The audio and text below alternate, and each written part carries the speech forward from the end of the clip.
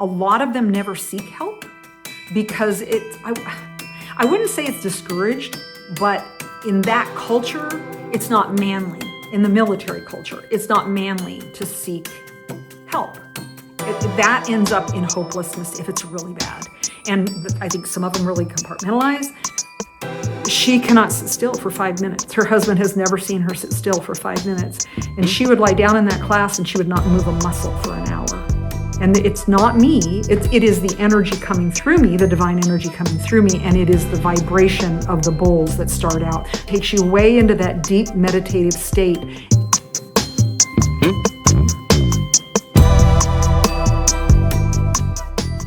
Welcome, Janet. Thank you so much for joining today. It's great to see you again.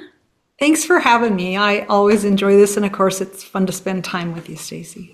So if you don't mind, let's start a little bit about yourself, your upbringing, and which experiences really shaped you as a person.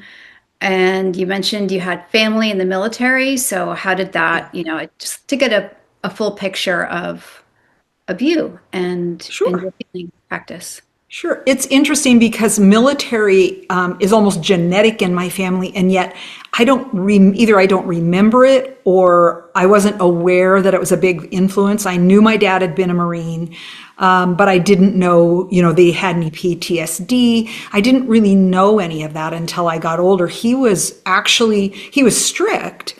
And he had high expectations, but he was a very warm man. But when you look back in my history, my ancestor, I'm a direct descendant of Thomas Truxtun, who was one of the first 6 people that George Washington appointed to be, what are they called, commodores or something in the Navy. And it goes down from there, and I don't really know until then it gets to my grandfathers, and both of them were in First World War. They hung out with Patton, if that gives you an idea. And I had 3 nephews. One of them was actually lost to an accidental overdose due to PTSD. They were in special forces in the Navy, and then both of my sons went in on the same day, got on the bus together to go to boot camp to become Marines. And I would say the way that the military impacted the way I was raised was more about ethics and morals and doing the right thing versus what's easy and being disciplined and service. I was like, they scored high enough on the test they take called the ASVAB. They could have done anything, but they wanted to be in the infantry because that's where they thought they could do the most good after 9/11. Were there people who were in action or, who fought in wars and who came home with PTSD? Because that's something that you treat in your practice now. Is that right? Yes, I believe all of them did. I'll tell you the story. My dad died at 97 4 years ago, and I think he was maybe 95 or 96 at the time. And he says, well, I don't know about that PTSD stuff. He goes, I don't have that. I just get up and go to the bathroom and go back to bed, and I'm fine, And so I was like, Dad, that is PTSD. But he lived with it his entire life, and you couldn't see it in him. But he also... How did it manifest in him? Just that discipline and that work ethic, which I think he was also raised with. He was in Hawaii as a Marine on a rooftop looking up at the sky, and God spoke to him. So he had a spiritual experience that changed his life for about 20 years because he buried so many friends at sea. And then he went back and he was an officer. He went into the Guard, the National Guard, and was called back up and went to Korea and was an officer on the front lines there. If we look at this from, a kind of heart-centered place, right? Like what do you think was going on for your dad, like internally, that he held so much in?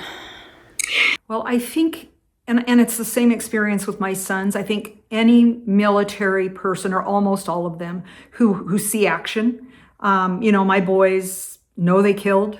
They saw killing up close. They saw their friends die.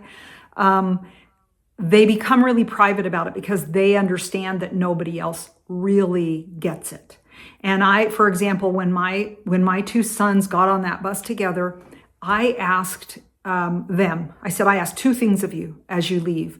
I said, number 1, I'm going to start crying saying it, is if you're in a situation and you're hurt and you're dying, know that I will be okay. It won't be easy, but I will be okay. The other thing I asked is that if they came back and one of them was really struggling, that if the other two of us thought they needed help, they would get help. I said, not somebody who doesn't understand. We'll find somebody who understands the trauma that you've been through, but will you please get help if we think you need it? And they both said yes to both of those. And have they? One son, they've both converted to Roman Catholicism since then, and it's been very important for them. And interestingly, my sons reacted very differently. Both of them came home with PTSD. So my older son, I'll take them one at a time. My older son was Special Forces. He was what's called a recon Marine. And I have a friend who was a Navy doctor. He goes, oh, those guys are crazy. And he had a chaplain who said, you guys all have something to prove. They took out, I think, 12 or 1,300 regular Marines and put in 300 recon Marines to do all the same work in the Fallujah area, which is a real hotbed. So when he came home on leave, for example, he also trained to be a scout sniper. So he was very, very highly trained. And to give you an idea, I guess I can't say that. I was going to tell you something about waterboarding, but it's not as uncommon as you think. I'll put it that way. But for example, he called me after going to something called SEER school, which is training in case they get captured and put in a like a camp where they keep people. And he called me on the phone and he said, Mom, I did really well. I almost escaped, but I didn't. He goes, but I don't have any broken bones. I don't have any dislocations. I don't have any chipped teeth. And then he paused and he goes, well, I guess the left side of my face is pretty swollen because they were all right-handed. I mean, that's the kind of stuff I listen to all the time. That was just training. That's the kind of training and people think it's cruel and it feels cruel. Trust me, I was a single parent at the time and I had to act tough and then I'd get off the phone and cry. But if that saves their life when they're captured, it's worth it. But they put them through a lot. So that's just before he was ever even deployed. Wow. He was what they called a prairie dog. He was in not an LAV, that's my other son. He was in a Hummer. And he stood up out of the turret and looked around. So that's a prairie dog because they go up and down. And he had night vision goggles on. They were going down what was known as IED alley. IED stands for improvised explosive device, which most people call a roadside bomb.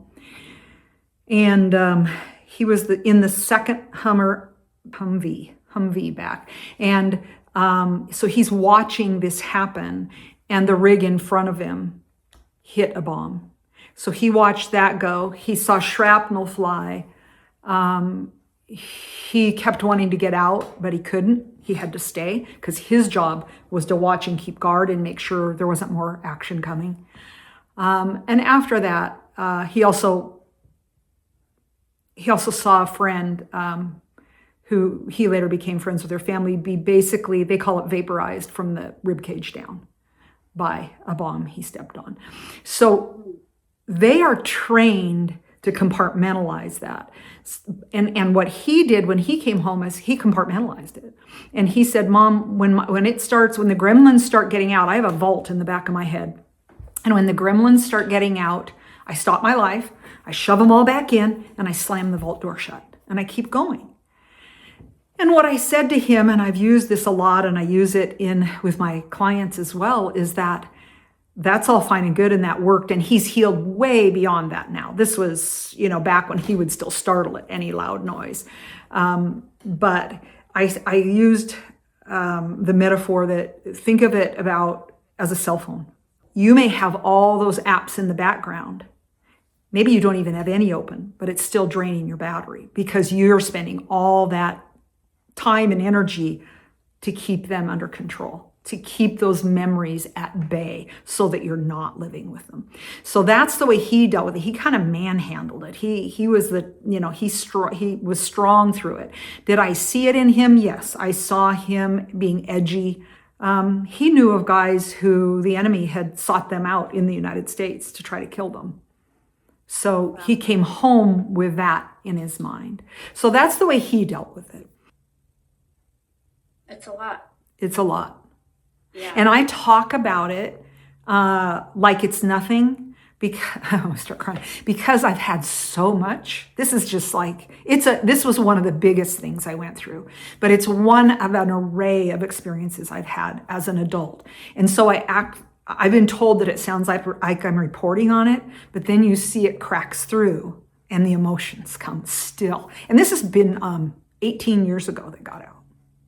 And so tell me a little bit about what happens so when somebody comes home from the military, right? They've been, from my understanding, they've been trained to compartmentalize. So they've been trained to deal with the potential mental and emotional repercussions, right? Well, and maybe I misspoke, Stacey, because they aren't really trained. They're trained to be tough.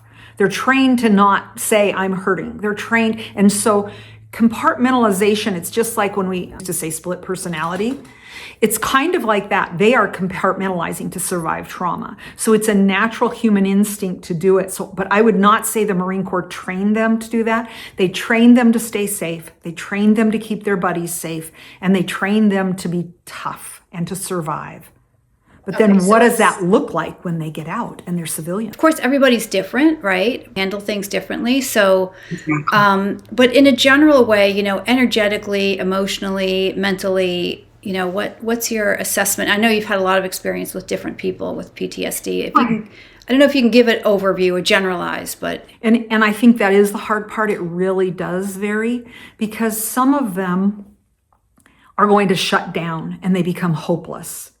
And the first time I really saw that, which is a story I'll get into more when we talk about my other son, but if you go to a big VA hospital, there are a lot of homeless vets who are not functioning on the street corners. And I think we've all heard the stories after the Vietnam War where the guys would just go out in the woods and basically live off the land because they couldn't handle society. There's a factual rumor, I'll call it, I guess, to leave question marks, that there's an island off the coast of California where they put special forces guys who cannot adapt back to society. They just are there for life. So there's everything from that to those who seek healing and find ways to heal, which I would say my boys did in very different ways. My older son is very cerebral. His nickname in the military was College Boy, although both of them are equally as bright. He really sought faith, and that has been the cornerstone of his healing. Because even my dad said, I have to make peace with God for what I had to do. But they look at it as they are the sheepdogs. There are wolves and we are the sheep, and they are protecting their sheep. We're talking about my sons now in the Iraq War. Okay. Yeah. And so this is another Marine at the School of Infantry asking my older son how he's dealing with the prospect of going to war soon. And he said, I looked right at him and I said, I'd rather go over there than fight them than have to worry about them attacking my family, my loved ones in the grocery store line at home. So that's the level of service. And he went in with that. And I think that is probably genetic. I think that is probably that familial, just by osmosis, he picked up on that. I know they both went into the Marines because my dad was a Marine. Dad was a Marine. And remind me again the name of your ancestor who was appointed by George Washington himself. Thomas Truxton. Wow.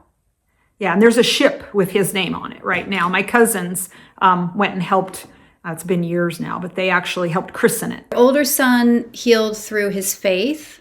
And compartmentalizing while I think he let it out, I think it was a controlled release, I guess I would call it. Yeah. My younger son was very young when he went in.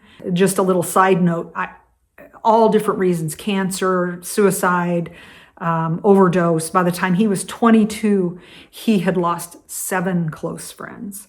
And so this was one of them. So anyway, he was barely 18. He also has more of a teddy bear personality. I think the military was maybe a bit more of a stretch for him. He did it and he did well, but it was a stretch for him. All of their fitness tests are built for like really wiry runners. And so it's how many pull-ups can you do? How fast can you run? But then when you get to the war, it's who can carry 50 or 100 pounds of gear or communications gear. But anyway, my younger son, his what they call MOS, and that's their job, ended up being a light armored vehicle or LAV scout. So oddly enough, he also ended up being the prairie dog about the top. So my older son saw more. He saw more of his buddies die.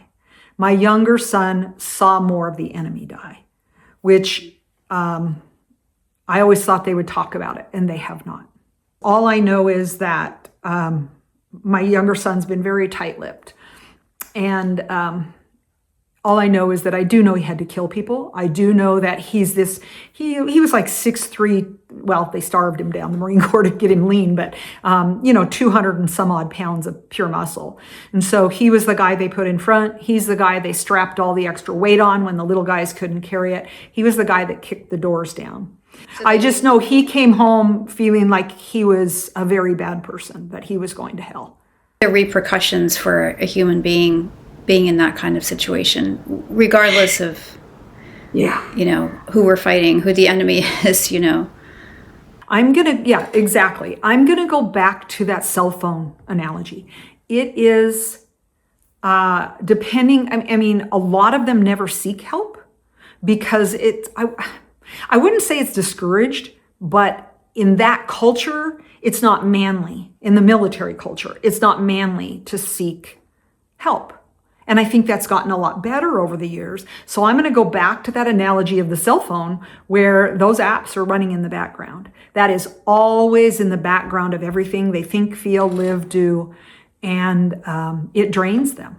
And that's not counting the injuries that they got while they were there. We're just speaking of the emotional, mental, spiritual piece of it. That ends up in hopelessness if it's really bad. And I think some of them really compartmentalize, and others of them at the far other end of the spectrum, they become hopeless, and they might be drugs. They try to numb themselves, alcohol. I have a client who, slippery slope, I think underestimating how much trauma was still there.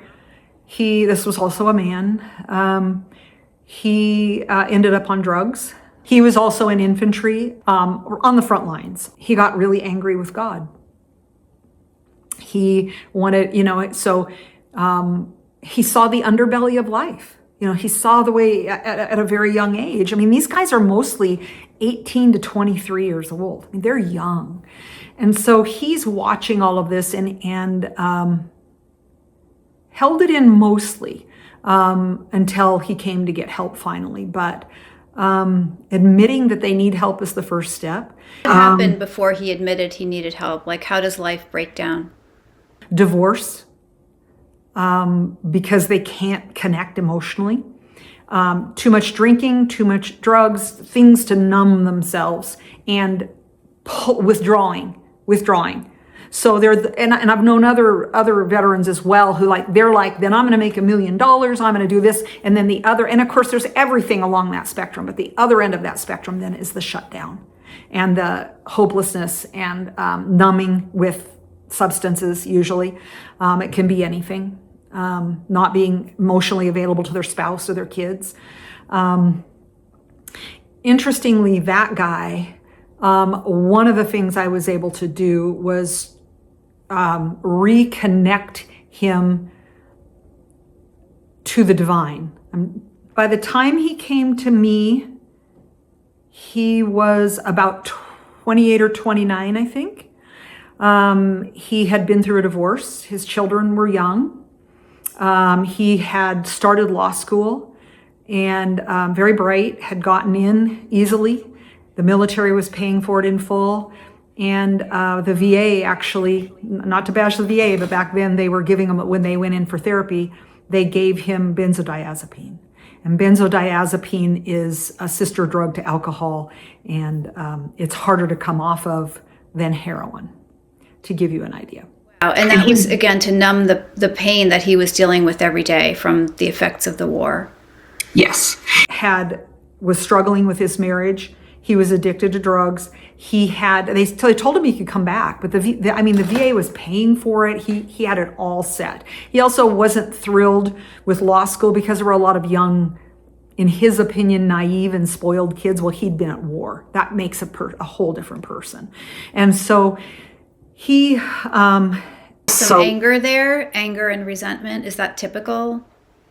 It depends on the person. You know how you can either implode or explode. I would actually say he expressed anger, but he had imploded more. He was beating himself up more. That was the way that he went about it. He went on and served in Afghanistan at a later point too. So that kind of went Iraq, then moved to Afghanistan. It was all kind of mixed around, but that was his experience. Very nice guy, very intelligent, very drifting, I would say, very lost at that point, because it was like everything he had ever looked for, aspired to, had been turned on its head, because he had gone to war and seen what I call the underbelly of life. And then, he had gotten married and had kids, and all of that started to unravel in time. He'd held it together. He'd finished getting his degree. Then he went on to law school. He actually, believe it or not, passed all of his classes but one in law school while being addicted. So that was pretty amazing. But missing out on one, they said, you can come back, but you need to take time off and deal with this. And so that's when I started helping him. And that connection but energetically, connecting him between the hopes and dreams for his life and opening that to a connection to God, that was something he could lean on. That was something that helped him make sense of all that he'd been through. And that was the turning point. He later told me, after another overdose, because it was not all uphill, it was kind of up and down as he went up. He told me, well, I've always felt like I was in a black hole when I come out of this, basically when he gets out of the hospital after OD. He said, this time, it's like, well, that was stupid. I have more to live for than that. And that's when I knew he had turned the corner.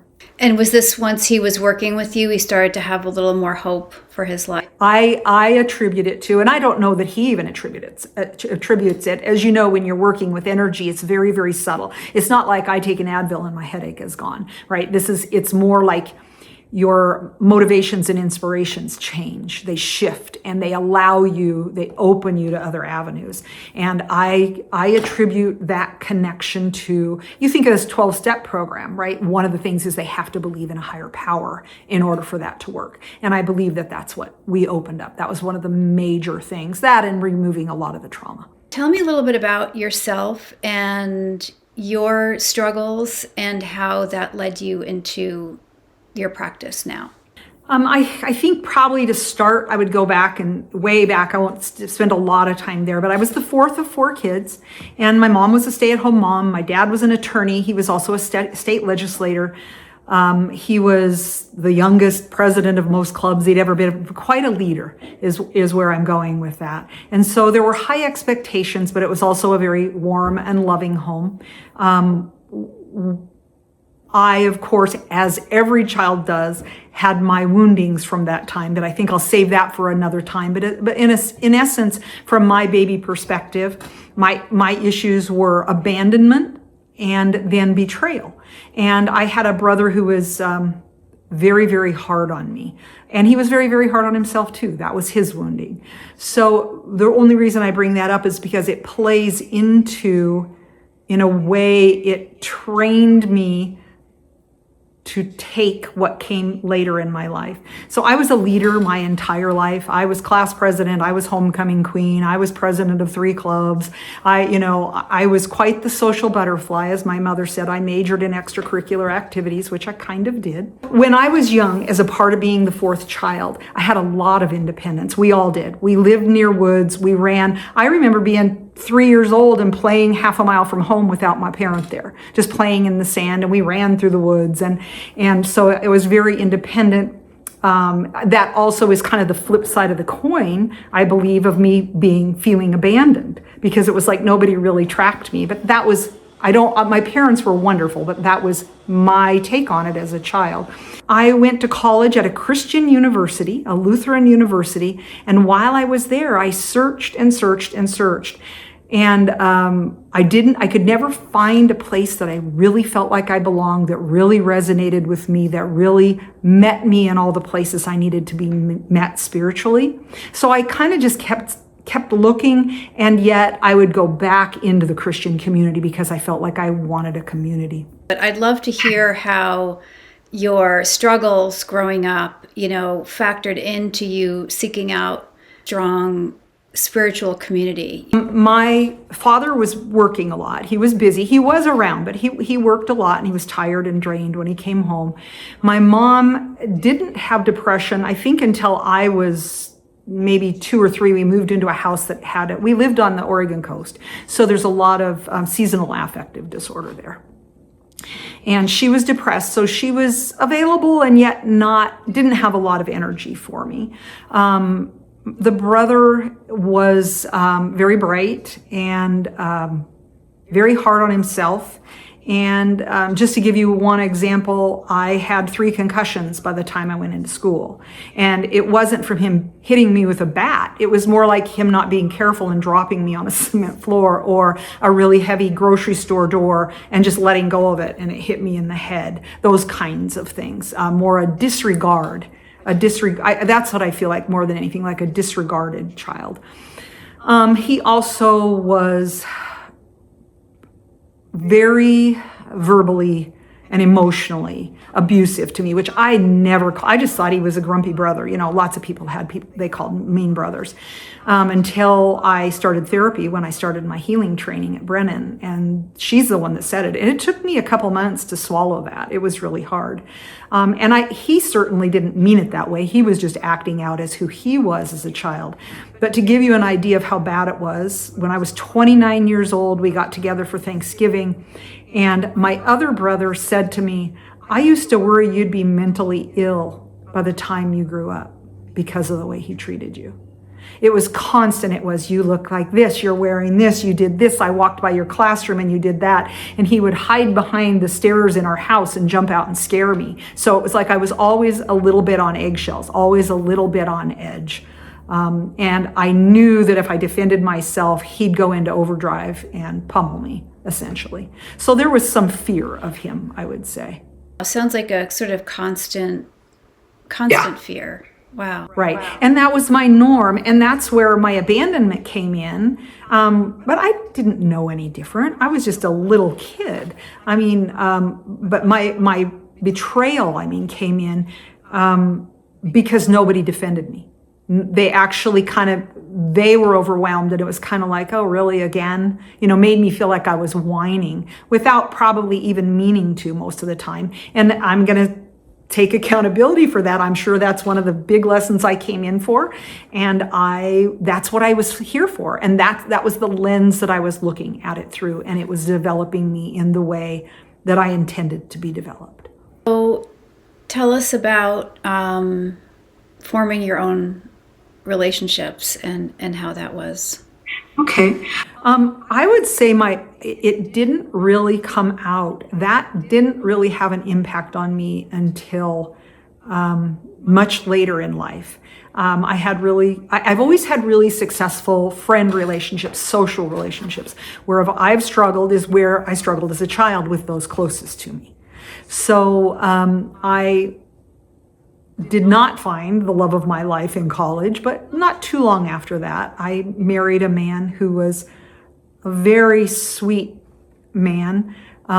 He had He was Mexican American, didn't speak English till he was in third grade, was raised in a migrant farm working family. So he had a lot of trauma from his childhood as well. His dad was an alcoholic, and was abusive when he was drinking.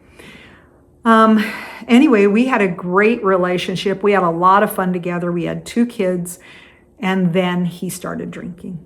He was overwhelmed. And I think he felt like he was a minnow swimming in a tank of sharks in this, in the United States, so to speak.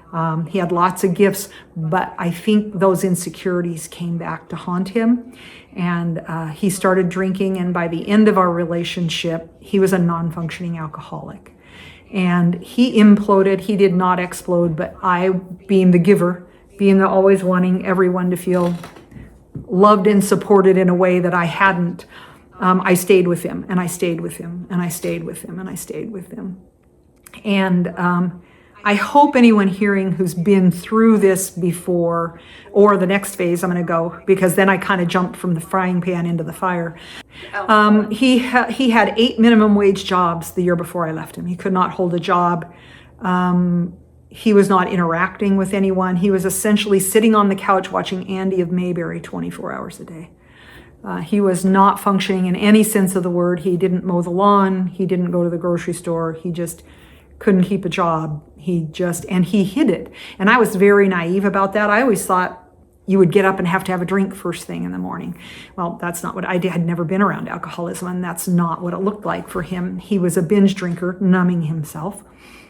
And he would drink a pint or a fifth of, I think it was usually vodka, on his way home, and then hide the bottle. And the evidence of that really came when I finally decided, we ended up going through bankruptcy and had to sell the house. And in that year of my life, we separated and later divorced. My kids went off to war. I got 2 promotions at work. I went through bankruptcy. It was like all top 10 stressors, most 2 or 3 times. I lost 3 friends to cancer, including my son's friend. It was just a horrific year. But I think you mentioned, being an overgiver. And yes. So as overgivers, we can become codependent, right? Where we try to manage the outside so that we feel okay on the inside and it sounds like maybe that's what you were doing in this relationship, but you tell us. Well, interestingly enough, at that point, I knew nothing. I didn't know any of that because I had developed a lot of skills in the Brennan Healing world. It's called compensation, and it's because of my personality type. And I got really good at a lot of things. That's how I coped. I did not need. And so when I looked at myself, even my college professor told me, boy, you know yourself really well. You're really comfortable in your own skin. She was a psychology professor that I'd done a project with. And I was like, yeah, I do. What I didn't learn until later was what people saw and what I saw of myself was almost like an extra coating on me, like the candy shell on an peanut M&M, It was what I became good at to survive. And I became good at everything I did. I got really good at reading the room and knowing how people were feeling and thinking. And so I also the positive part of that is I really enjoyed giving. Giving has always been much easier for me than receiving. And so I do think that in that first marriage, but more so as it went on, my tendency was just to work hard or try to make it work. Pick up the slack that wherever he dropped, I would pick it up. And of course, I didn't know my kids how much they knew about, how much they saw all this until later they told me. But yes, I would say, I don't know that I would have used the word codependent back then, but at least at some point, yes. But I didn't even start thinking at all that he was having a problem with alcohol until he failed a life insurance test. And it was because of his liver, but it was very brief, and I was like, that's weird. Yeah, that feels like a sort of tipping point. Would you say yes. That's right? So, your childhood, right? Growing up with this brother and how that kind of conditioned you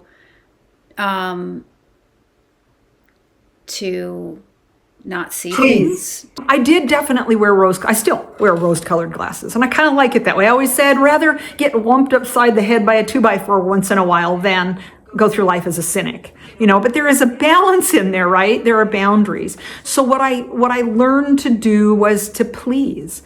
When my mom was going through her depression, I was kind of like her ray of sunshine. I naturally was that kid. I was very easygoing. I was creative. I think, a pretty lovable little kid. But then, yeah, I also had those eggshells to walk on. So when you're in a situation, I'm thinking when I'm 3 years old, I'm learning all this. When I'm younger, my first wound came when my mom was pregnant with me. It started really young, and the younger it is, the less you remember, and the more it takes to unravel it all. Plus, I had this M&M candy coating on it that I had to dig through. I'll never forget being in therapy and realizing and going, so what you're saying is I have like a whole nother layer to unravel compared to most people to heal. And she said, yeah, pretty much. That's true. That really got you through that ability to please and to see the world through rose-colored glasses was your survival mechanism, it sounds like. Very much so. And I got a lot of praise and maybe influence, and I was well liked in school. I was a leader, that's where I got, and I don't mean to say I went home. I thought I had to leave it to Beaver childhood, and in a lot of ways I did. But the way that my little self interpreted it, those were wounds, and those are what you've pointed out is exactly true. Whew, okay, so this is for a whole new audience that I hope. This can be hard to listen to for those of you who haven't been through it, but for those who have, and there are a lot more of us out there than anybody ever dreams, this is going to be about emotional, verbal, and financial abuse. So I got out of my marriage and was pursued pretty heavily by a man I'd known for 15 years. Interestingly, he was a friend of my brother's who I struggled with as a child. And it was kind of a whirlwind of a romance. I think that there were a few clues, but not many. He was very, very good. As soon as we got married, everything changed. And even the therapist the first therapist I ever went to was at a safe house. And that was to help me get out 6 years later. But when I went to her, she said, wow, that's really fast. Usually they give you at least 6 months before they can't hold their facade. And so that's when I really realized that I must have attracted that there must be something in me. That was the first abusive relationship I'd ever been in. And for those of you who don't know, he's a narcissist. They are geniuses at survival. And in a really sad way, the reason they do this is because they hate themselves so much they don't even think God could love them. They may go to church every Sunday. They may give, he had a lot of money. He gave a lot of money to the church. That doesn't mean anything. Underneath that, their wound is that they have to hold their facade because if anybody gets even so much as this much of a peek behind it, they're going to hate them. And their whole life is going to fall apart. So now you're in a relationship and I'm so sorry. I know that we're talking and we have a time limit and, but this is really big, right? This is pretty heavy stuff that a lot of people deal with that's not talked about openly very much. Yes. So I want to thank you for being brave and sharing your story. We were married 6 years. And I would say the last 2 years, I had a fear of physical abuse. He was emotionally abusive. He was verbally abusive. He was financially abusive. This gets woven in and out. When I get in there, it's almost, it's not re-traumatizing so much, but it's almost like I'm there. And so, what people need, what I really want, what? We can slow down. Yeah, no, it's more just that I lost my train of thought on that. Can you remember what we were talking about? We were, you were kind of giving us the difference. Well, you were explaining how he was emotionally abusive Yeah, versus okay. physically abusive, and I think that's really important because Yeah. it's painful in another way, right? It's very Yes. significant, and then it from where I'm sitting, there's parallels, right, between how you grew up, having a brother who Yes. criticized you for everything, and Yes. this. So Yeah. So I think another thing that's really important to say is people think, oh, physical abuse. Another thing I didn't realize is that I was told by the therapist, I'm like, yeah, I guess it is. Emotional abuse is the hardest one to leave. If you're hit, you have a bruise, you have concrete evidence. These abusers are so genius at what they do. It's like their toenails hang over the line, but they never cross it. They know exactly what you're going to put up with. And plus they groom you. They choose you because you're nice. They choose you because they can push you up to that line. And then it's kind of like the frog in the cold water that comes to a boil slowly. You remember that in science class, and they don't know they're boiling. Both marriages I left, I felt like, okay, I need to get out. I'm circling the drain. I was way down the drain both times because you become acclimated to what that is, and you get into survival mode. And I was also that cell phone with all of my apps running in the background. I tried everything. The last thing, for 2 years, if I told people I'd been divorced twice, I burst into tears. 2 years, because I never thought I'd be divorced once, let alone twice. So it's interesting that we've ended up talking about my kids at war, and we've talked about this. Those are the two hardest things I've ever been through in my life. And I always like to say that most of us have watched the movie Back to the Future. And if you remember, Michael J. Fox's character had a photo and he kept looking at it and he was fading out of the picture. That's how I felt in that marriage. I felt like I was just disappearing because anything I did was wrong. Anything I said was wrong. Anything I thought, anything I believed, anything about me was wrong. And so I remember telling a friend one day, a day when I'm invisible is a good day. Yeah. So I think people don't realize how prevalent abuse is. I remember going out to going to a different bank to establish my own checking account again when I got out. And I can't remember. The gal was really nice. And she asked me a question. I said, yeah, he was just really controlling. She goes, oh, my husband was abusive too, my ex-husband. And I was like, whoa, how did she get that from controlling? Because I was so naive about it. I mean, it is everywhere. And the really scary part is if they don't heal, and how can they heal if they can't admit they have a problem? Because they have to keep that facade up, right? So, and then they have 1, 2, 4 kids, and they have the same wounding, and it can spread exponentially. And so that's where, for anybody listening in this situation, you can heal this, and not just for yourself, but for your kids and their kids and their kids, and even your ancestors going back, I suggest. yeah, so with that in mind, first, I think it would be really helpful to understand how, being in an abusive situation affects us on a cellular level, or affects the nervous system, or however you generally, talk about it, because I know you're really good at explaining that. Oh, I'd love to explain that. Yeah. So my journey to heal after getting out of that marriage led me to become an energy healer, a sound healer, and a somatic healer. And not everybody's ready to go to an energy healer. I was. That led me there, and I knew I was in the right place. I ended up going to a 4-year program at the Barbara Brennan School of Healing. I did a year program with Theta Healing and became a medical intuitive through another program of theirs. I was also trained by a gal who'd been trained by her angels for 20 years. It was just really easy. I just picked it up. And then I went to, I learned sound healing. The reason I learned sound healing was through all of that training, I learned that there's something called the triune brain.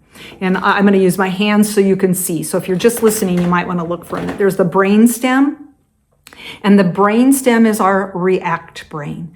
That is where the fight, flight, freeze, faint, our survival, our existential fear, that's what that part of our brain deals with. It's 600 million years old. And then the next part of our brain to develop was 500 million years ago, and that's the limbic system, which is the amygdala. All the parts of the brain, they're kind of on the top of the brain stem, but in the center of the head. And that is our relate brain. That is, I think of it like the old-fashioned operator where they're plugging in cords. So it's where it's a relay station for the messages between our brain to our body and back. So for example, if you reach out and touch a hot stove, your hand is going to send that message to your limbic system. It's going to send it to the right area of the brain that then says, get your hand off that stove, and you pull it back all in, a fraction of a second. So that is also our emotional center. So we have the survival, we have the emotional, and then we have the cerebrum, which is the biggest part of our brain. That's only 200 million years old. And that is our reasoning. So we have react, relate, and reason. So what I learned going through training was, no, wait a second. If each of those areas store the trauma in our body differently, why do we only do one modality at a time? So what happens, let me back up a little. What happens is, as the trauma comes in, and that can be you get in a car accident, you almost get in a car accident. So, and they all essentially manifest the same in the sense that when there's too much to process in the moment, our brain very wisely, very intelligently stores that stress, that trauma in our body. There's actually a shift in the science going on right now. For years, it's said it's in the cells of the body. My experience has been that it is, but now they're saying it just creates what they call a trauma brain loop. I believe it's both, but I'm not a scientist, I'm a healer. So that's just from my experience. So what happens is, there's no way we can process that kind of trauma in the moment, in real time. And so the brain very wisely stores it to deal with later. The problem is that we've lost that instinctual mechanism for releasing that later. If you think of animals, think of a dog who's scared, they tremble. Think of wild animals, they shake, they tremble. That is their instinctual release of stress and trauma after the incident is over. We don't do that, we store it. And the problem is that unless you get help, I don't know, very few people ever get to later on their own. So as having been through the war, having been through the abuse, having seen a whole lot of other things in my life, having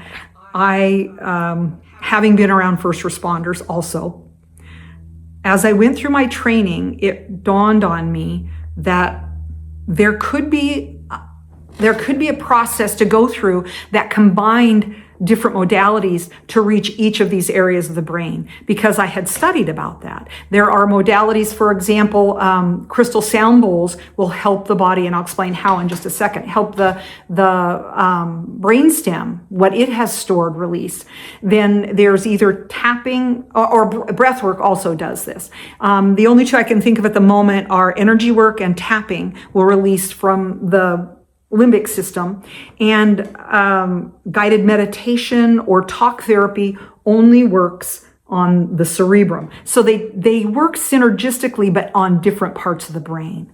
And so what I did was, that's how I ended up becoming a sound healer. Partly, I also had an interest in it. I think they just have a beautiful sound. But so I put together a class that addresses each of those areas. And for example, what happens with the sound bowls is it goes in the ear, and there's something called the vagus nerve, which is the highway between the brain and the body. It's a nerve. It's the biggest cranial nerve. It goes down into all our major organs. And if we can make the brain, those areas of the brain, feel safe enough, it's kind of like they give permission for that stress and trauma to release.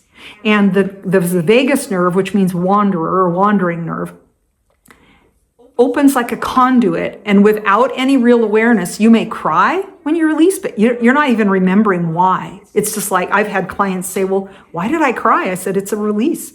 and then she'd go, oh, I bet it was such and such. So anyway, that we have the bowls, and then I do energy clearing, group energy clearing, and all of this is online. And that seems hard to believe that can work, but it actually works beautifully. And then I do guided meditation, which makes the cerebrum, the thinking brain, relax and feel safe, and the stress and trauma leaves. Now, are there miracles that happen? Yes, I've seen some pretty amazing healings. One gal, after 8 years after getting out of a marriage that was so scary that he was almost institutionalized in a mental hospital when they went through their divorce. And she had tightness and pain all down the right side of her body, and it was gone in one session. Typically, it's going to take longer than that, especially for someone like who's been through, like I was, 6 years of abuse, or young Marines, 4 years at war and training. But it just basically allows our body to do what it was built to do. It puts it in a place of feeling safe enough that it doesn't need to hold that survival mode anymore. It can relax and let the stress and trauma out. This is the Release and Restore program. Correct. Mm-hmm. Yes. And that was, my angels and guides guided me to that. They gave me the name. I did it in person for a year, and it was very successful. But the people were so elevated. They were so, what we say in healing world is out of their bodies, but just kind of woozy, that it really worried me when they were driving home, especially at night in the winter when it was dark.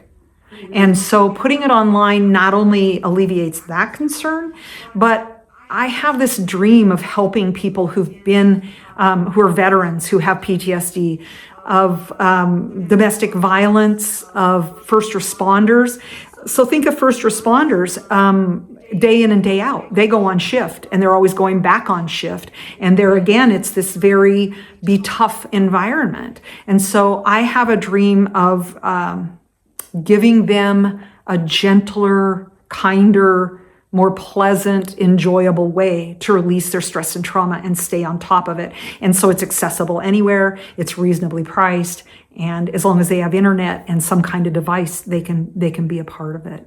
Again, just walking, and I've been through the process, and I can attest to how impactful it is. I really felt like I had a lot more energy after the session, as I mentioned, and the next day, I really felt so kind of grounded and centered, and I was like, oh, that thing that was bothering me yesterday, I don't know. Can't even remember what that was, so I can attest to it, working on a sort of everyday basis. So can you touch a little bit on how Release and Restore addresses PTSD in particular, sort of physiologically, what's the trauma response that's going on in the body, and how does the practice help release that? Okay, and I'm going to say again that I've done study on neuroscience to some degree, and I've studied somatic release, which just means release from the body, but I come at it more from an experiential, a spiritual perspective, and all I can tell you is it works. So essentially what it does is it makes the body, there's hypervigilance is one of the biggest, I had it when I had PTSD, I had it really badly after I got out of my abusive marriage. So I just lost my train of thought again. Hypervigilance. I keep going like this. No, it's okay. We're talking about really big stuff, and we're pretending like... And it's trying to bring it in. We don't have to be the candy-coated M&M, it can be. So I love that metaphor, by the way. So hypervigilance is when you're always on edge, right? It's when you're ready for anything all the time, because you think if you're at war, even if you're in training for boot camp, it's the same way. If you're in an abusive marriage, if you're a first responder, you're always waiting. There could be a bad guy around the corner. Your husband or wife could attack you at any second. There could be a sniper fire at any second in war. So that hypervigilance is just not being able to shift down out of that. And that's where the real health issues come, because it raises your cortisol. And when you raise your cortisol over time, you end up with all kinds of health issues. And so what you asked me was, how does this work for PTSD? I don't know that I can explain all the science to it, but essentially what it does is it causes such a sense of safety in your head, in those in those three areas of your brain, that they give your body permission. Because it's like you're this all the time, and it just lets you relax. And that allows that. So essentially your brain gives your body permission to let go. And it comes out and it just leaves the body. The stress and trauma just leave the body. And as I said, a lot of times you experienced it, which I loved. Thank you for saying that. You just relax. Most of the time, people get a wonderful night's sleep. You can get really wound up afterwards as well, like because you're so clear. You're so clear, calm, bright, all of those things.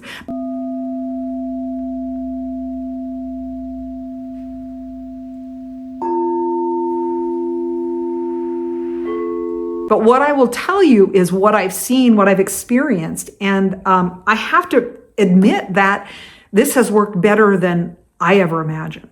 I mean, with my guides, of course, I was guided to do this. I came up with this process and putting these together, and it made sense to me. But it's still more than I anticipated. It's more, I want to use the word magical, but more effective, I guess. But it helps lower cortisol. I don't know if you know this, but cortisol is pretty high up in the hormone hierarchy. And the only one that can make it go down is oxytocin. And oxytocin comes, for example, from physical touch, from hugging for more than 20 seconds. It's that kind of a feeling. That's the only thing that will diminish the power of cortisol. And what happens is these people who are in this hypervigilance, that cortisol is high for all kinds of days and years on end. And that is not a healthy state for the body. And then you add, at least in the US, our culture, and all, that's why this is also really good for high-performing professionals. Anybody, really, who has wounding. But it's not just for people who have this major trauma. It's just that I have a soft spot in my heart for them, and I know how hard it is to get out of it on their own. But there's pain relief. There's decreased anxiety. I had young employees. They were another inspiration. They were these beautiful young girls just out of college, and they were in therapy once or twice a week. They had panic attacks. They had severe anxiety. And I've met so many young professional women with that. And I think that's kind of a new normal. And it makes me really sad. And so this addresses all of those things, and it just releases it. And like I said, sometimes people will cry. Sometimes they'll get angry and yell into a pillow. But they don't even know why. It's not like they're having to relive their past or the pain that it held for them. That's where the real magic of it is, that it just comes from this energetic place. A lot of times it just means over time you start feeling more like yourself again. You're not having to control this or control that or worried about coming into anxiety. It not only helps with PTSD symptoms, but also ADD and ADHD. I have one client, she was both kinds of client, but she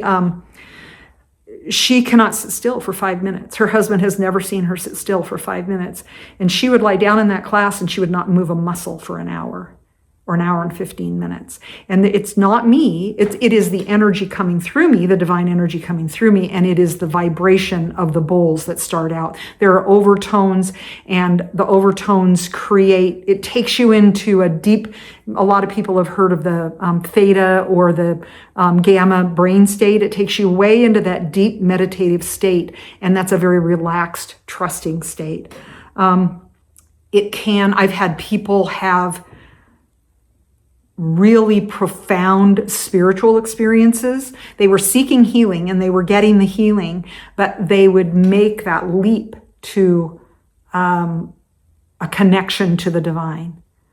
And so in the case of the bowls, the sound goes in, and this is what I was taught, is it goes in and the bones in the inner ear that vibrate near the nerve that goes into the brain that creates hearing is also very, very close to, those bones are very close to the vagus nerve. So that actually entrains or kind of beckons the vagus nerve to relax and allow that flow to happen.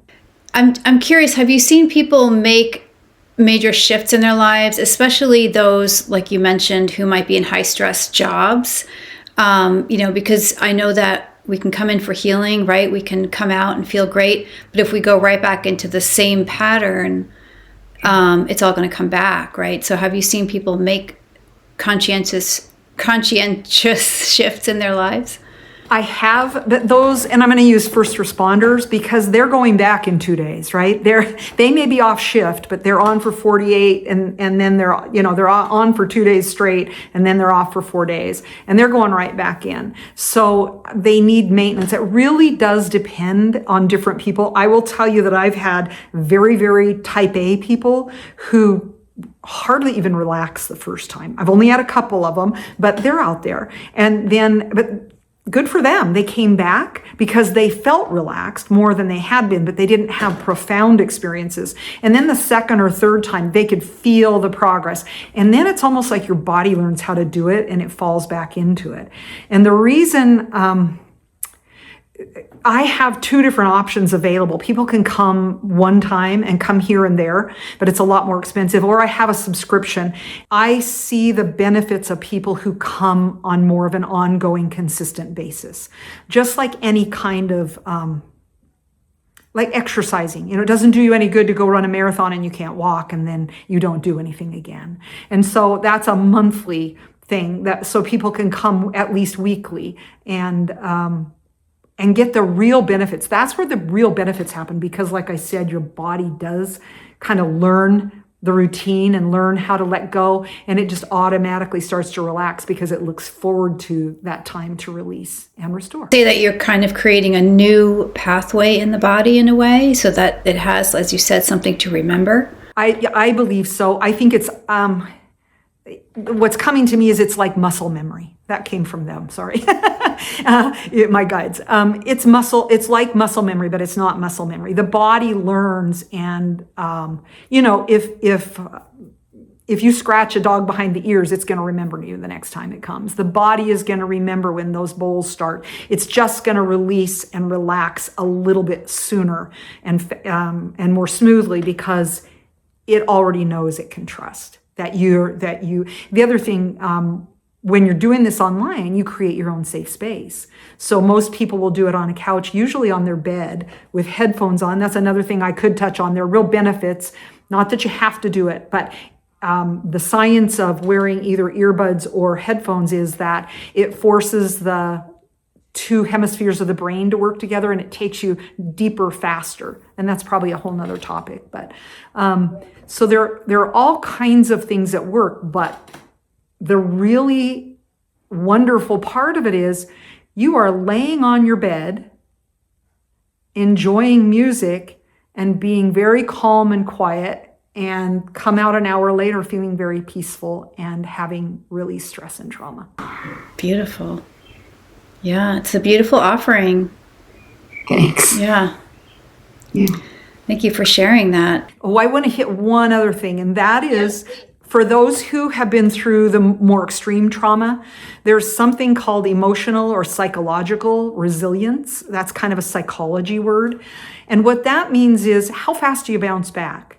Because people who, for example, have gone through rape or have been at war, it may take them a while, but what you're gaining as you release this stress and trauma is you're regaining, rebuilding, or building your psychological or your emotional resilience. And that simply means that if something takes you out, say a firefighter is on the scene of an accident where a child dies, that's going to get everybody, especially if they're young dads. This will help them recover from that. Not quickly, but more quickly, because that kind of thing is really impactful. But so what it does is it builds in that, it almost builds in some elasticity to you emotionally, coming on a regular basis. Yeah. Yeah. We covered a lot of topics. We've covered the military, we covered relationships and trauma and your healing practice. If we could circle back around to relationship, and I wanted to ask you, did you ultimately find a fulfilling relationship and love in your life? And, how does that feel different in your nervous system? So I had good relationships until that abusive relationship. And I think it's very common. What I did was I started to question my own judgment. Like, can I even pick a good man? I've always been so intuitive. I've always been so good. I have such good social skills and I'm intuitive. And how did he do that? And so it was more about building confidence in myself. And I have a niece who's been through a similar thing. The same thing happened with her. You just stop trusting yourself. I have been in a relationship for most of the past 5 years. And it's a very good relationship. I'm still saying, we're not married, we're not living together, but it has brought me to a place of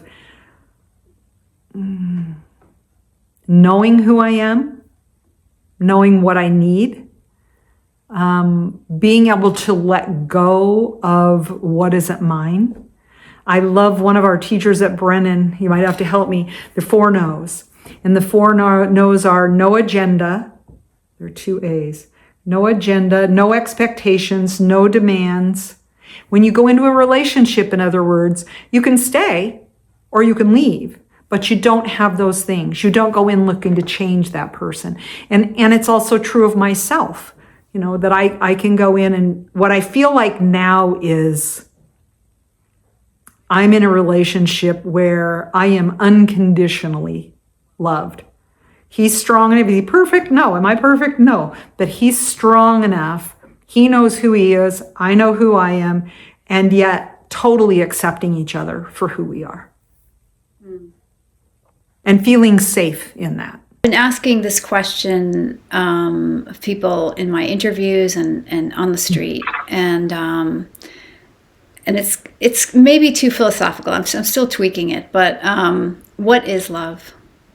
So I've been thinking about this because I've seen your stuff online, and I have a couple of different answers. The first one is maybe more esoteric because I think of divine love, and I think that is unconditional acceptance. We hear the term unconditional love, but what is that? And it's unconditional acceptance. Like, I think it's looking at other people. The hardest one for me is myself, and seeing my core, seeing my God spark, or what we call in the healing world, the core essence or the core star. So I think that is one really important definition of it. So it's actually, I really think that is actually part of what took me down the wrong path with relationships, because I do see the best in everyone. And that's a really good thing, yet there have to be boundaries. So from there, I was just going to say, I hear what you're saying, like in spite of all the messy stuff, right? Yes. Yeah, exactly. Like, I don't care if he wears tube socks, I don't care. He's just a really good human being. And I know that I can trust him. Okay, so that's going to lead me into the next thing. In a really practical way, when I went through my first divorce, which was ended because of my husband becoming a non-functional alcoholic, really it was because he wouldn't get help for that in the end. But I realized that a loving relationship is like a 3-legged stool. And one of the legs is love. One of the legs is trust, and one of the legs is respect. And if you lose any 3 of those legs on a 3-legged stool, it falls over. And and so what I lost in my relationships was trust. And so that was really important to me this time around, was someone that I knew, just that I could trust with my heart. Trust with my pain, trust with everything about me.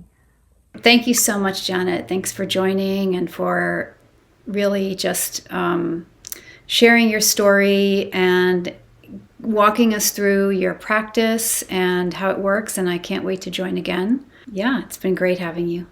Thanks. It's been an honor, and I really appreciate the chance to share with people that there's hope. All the pain you've lived, that there are other options out there that are really gentle and loving, and I just really appreciate you sharing your platform with me, and I've enjoyed the time being with you. Thank you.